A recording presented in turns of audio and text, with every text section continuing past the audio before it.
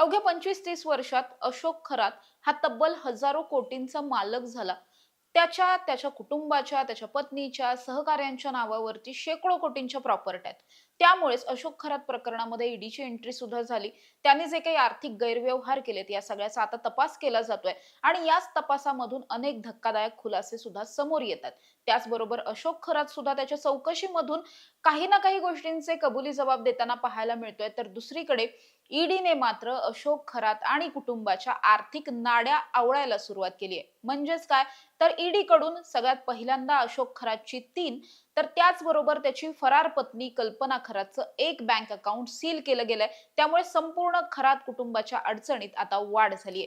नमस्कार, मी समृद्धी आणि तुम्ही पाहताय टॉप न्यूज मराठी. अशोक खरातची सध्या एसआयटी आणि ईडी या दोन्ही तपास यंत्रणांकडून तपास सुरू आहे, चौकशी सुरू आहे. या सगळ्या चौकशीमधूनच आतापर्यंत अनेक महत्त्वाचे खुलासे समोर आलेत. अशोक खरात प्रकरणामधले जे जे आर्थिक गुन्हे आहेत, हे सगळे गुन्हे ईडीच्या मार्फत तपास केला जातोय. तर दुसरीकडे जे क्राईम मध्ये येणारे गुन्हे आहेत, त्या सगळ्या गुन्ह्यांचा तपास हा एसआयटी कडून केला जातोय. आता सध्या असं घडतंय की अशोक खरातच्या आर्थिक व्यवहारांवरती तपास हा जास्त तेजीत सुरू असलेला पाहायला मिळतोय. कारण हे सगळे आर्थिक व्यवहार हे हजारो कोटींच्या घरात असल्याचं निष्पन्न होत आहे. अशोक खरातनं काही दिवसांपूर्वी 2 पतसंस्थांमध्ये एकाच दिवशी 132 बँक अकाउंट उघडलेले होते. एका ठिकाणी 100 बँक अकाउंट तर दुसऱ्या ठिकाणी 32 बँक अकाउंट त्याने उघडलेले आहेत. हे सगळे बँक अकाउंट त्याच्या भक्तांच्या नावावरती आहेत. ज्या बँक अकाउंटला नॉमिनी म्हणून अशोक खरातचं नाव आहे, मोबाईल नंबर लिंक आहे तो सुद्धा अशोक खरातचा आहे. आधार कार्ड आणि पॅन कार्ड मात्र ज्या त्या भक्तांचा आहे. मात्र या सगळ्या बाबतीत भक्तांना कुठलीही माहिती नव्हती. परस्पर त्यांच्या नावाने अकाउंट उघडून त्याच्यावरून हे सगळे जे शेकडो कोटींचे व्यवहार आहेत, हे सगळे होत असल्याचं निष्पन्न झालं. याच प्रकरणामध्ये जसजसा ईडी तपास करत जाते, तसतसे नवीन-नवीन खुलासे समोर येतात. आता असं कळतंय की ईडी कडून अशोक खरातच्या आणि त्याच्या कुटुंबाच्या आर्थिक नाड्या आवळायला सुरुवात झालेली आहे. म्हणजेच काय, तर ईडीनं आतापर्यंत अशोक खरातची 3 वेगवेगळी बँक अकाउंट जी आहेत ती सील केली आहेत, फ्रीज केली आहेत. दुसरीकडे कल्पना खरात जी सध्या फरार आहे, अशोक खरातची पत्नी आहे, तिच्याकडून वारंवार जामिनासाठीचे अर्ज केले जात आहेत, कायदेशीर प्रक्रिया केली जाते. याचा अर्थ काय, की कल्पना खरात महाराष्ट्रात जवळपासच कुठेतरी आहे. केवळ ती आता कायद्याच्या दृष्टिकोनातून आपल्याला संरक्षण कसं मिळेल अटकेपासून, यासाठी ती प्रयत्न करते. पण काय, तर अशोक खरातची पत्नी कल्पना खरात ही बाहेर अशीच फिरतीये आणि त्या सगळ्याच्या माध्यमातून कदाचित पुरावे नष्ट करण्याचा वगैरे प्रयत्न तिच्याकडून होऊ शकतो. त्यामुळे तिच्या सुद्धा या सगळ्यामध्ये आर्थिक व्यवहार जे आहेत त्याच्यावरती मर्यादा आणणं हे खूप गरजेचं आहे. जेव्हा एखादा आरोपी फरार असतो आणि तो पोलिसांना लवकर सापडत नाही, अनेकदा असं पाहायला मिळतं की त्याचे आर्थिक सोर्स जे आहेत ते सगळे बंद केले जातात, त्याचे बँक अकाउंट फ्रीज केले जातात, जेणेकरून काही दिवसांनंतर पैशांची चणचण भासेल आणि हा जो कोणी संशयित आरोपी आहे किंवा जो कोणी पाहिजे आरोपी आहे म्हणजेच वॉन्टेड आहे, तो आरोपी स्वतःहून समोर येईल. त्यामुळेच या प्रकरणात सुद्धा तसंच केलंय. कल्पना खरातचं एक महत्त्वाचं बँक अकाउंट फ्रीज करण्यात आलंय, म्हणजेच काय, तर सील करण्यात आलंय.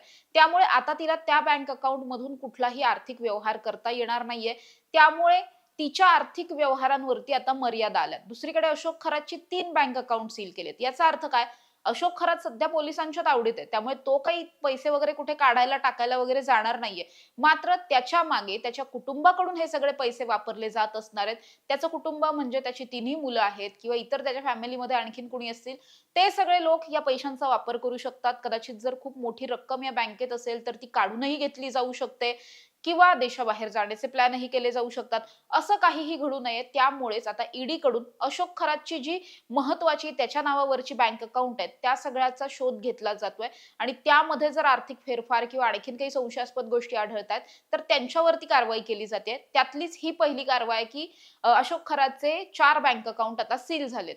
तर दुसरीकडे असं सुद्धा माहिती मिळते की अशोक खरातनं ईडीच्या या सगळ्या चौकशी तपासामध्ये काही महत्त्वाचे खुलासे केलेत. त्यानं हे मान्य केलेलं आहे, त्यानं हे कबूल केलंय की आपण आतापर्यंत अनेक भक्तांना फसवत होतो. फसवणुकीच्या माध्यमातूनच आपण ही इतकी मोठी माया जी आहे ती कमवलेली आहे आणि भक्तांच्या धार्मिक भावना असतील, विधींच्या नावाखाली असेल आणखीन काही तुझं कल्याण करतो किंवा वेगवेगळ्या पद्धतीचे असे सगळे टॅक्ट्स वापरून, क्लुप्त्या वापरून त्यानं हे सगळं केलेलं आहे आणि या सगळ्याच्याच माध्यमातून त्यानं इतकी मोठी संपत्ती जमवली आहे. या सगळ्याचा त्यानं कबुली जबाब दिल्याचं सुद्धा सूत्रांचं म्हणणं आहे. त्यामुळे अशोक खरात जर एकीकडे फसवणुकीचा गुन्हा कबूल करतोय, तर दुसरीकडे त्यानं जिथं-जिथं ही फसवणूक केली आहे, त्या-त्या ठिकाणांवरती कारवाई सुद्धा केली जातेय.